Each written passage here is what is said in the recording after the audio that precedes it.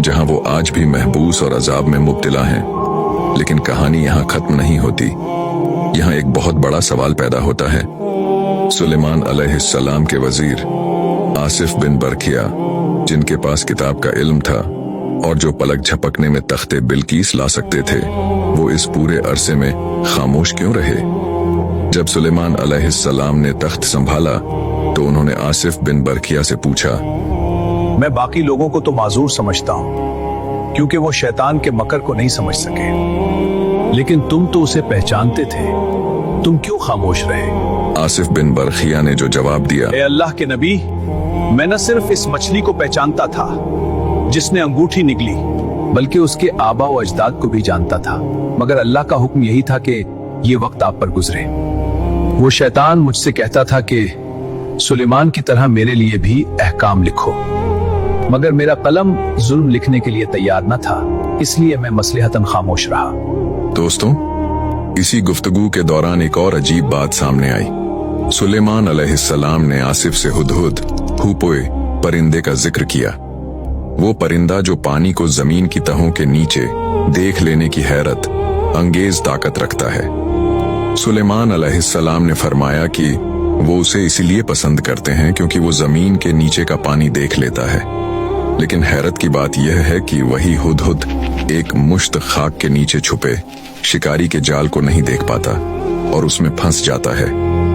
आसिफ ने हैरत से पूछा कि ऐसा क्यों है, तो सुलेमान अलैहिस्सलाम ने कहा, जब अल्लाह की तरफ से कोई अम्र मुकद्दर आ जाता है तो इंसान की आंखें अंधी हो जाती हैं। सुलेमान अलैहिस्सलाम अपनी बादशाही में वापस तो आ गए थे, लेकिन अभी एक और बड़ा इम्तिहान बाकी था। वो इम्तिहान जिसका ताल्लुक आसमान के सितारों और जमीन के घोड़ों से था। एक ऐसी शाम जब घोड़ों की मोहब्बत ने नमाज असर को खतरे में डाल दिया और फिर सुलेमान अलैहिस्सलाम ने वो फैसला किया जिसने फरिश्तों को भी हैरान कर दिया। आखिर वो घोड़े कौन थे? और जब सूरज डूब गया तो सुलेमान अलैहिस्सलाम ने उसे वापस कैसे बुलाया? हजरत सुलेमान अलैहिस्सलाम को अपने वालिद हजरत दाऊद अलैहिस्सलाम से विरासत में 1000 नजीब और असील घोड़े मिले थे। यह कोई आम घोड़े नहीं थे, ये वो साफनातुल ज़ियाद थे जो अपनी खूबसूरती और तेजी में बेमिसाल थे। उनकी खास पहचान यह थी कि जब यह खड़े होते तो अपने 3 पैरों पर वजन डालते और चौथे पैर के सुम को बड़ी नजाकत से जमीन पर रखते, जैसे कोई शहजादा खड़ा हो। उस दिन हजरत सुलेमान अलैहिस्सलाम उन घोड़ों के मुआयने में मसरूफ थे। वो एक एक करके उनके सामने से गुजर रहे थे। घोड़ों के दौड़ने से उड़ती हुई धूल सूरज की किरणों में सोने की तरह चमक रही थी।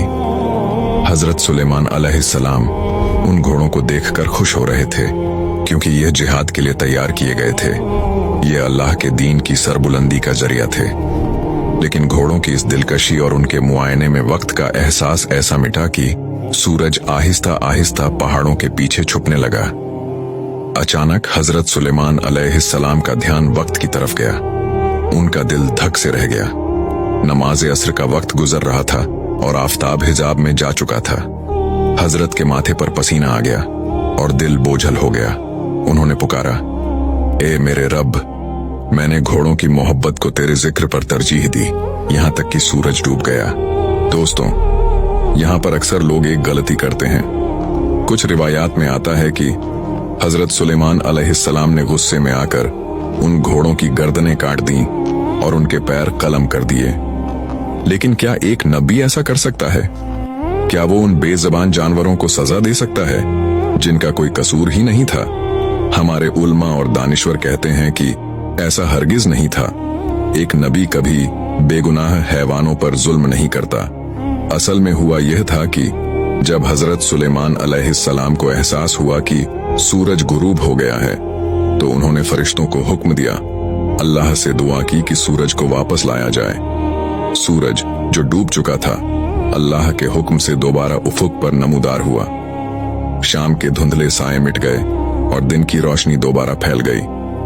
यह अल्लाह का अपने नबी के लिए एक खास तोहफा था, ताकि वो अपनी नमाज असर वक्त पर अदा कर सके।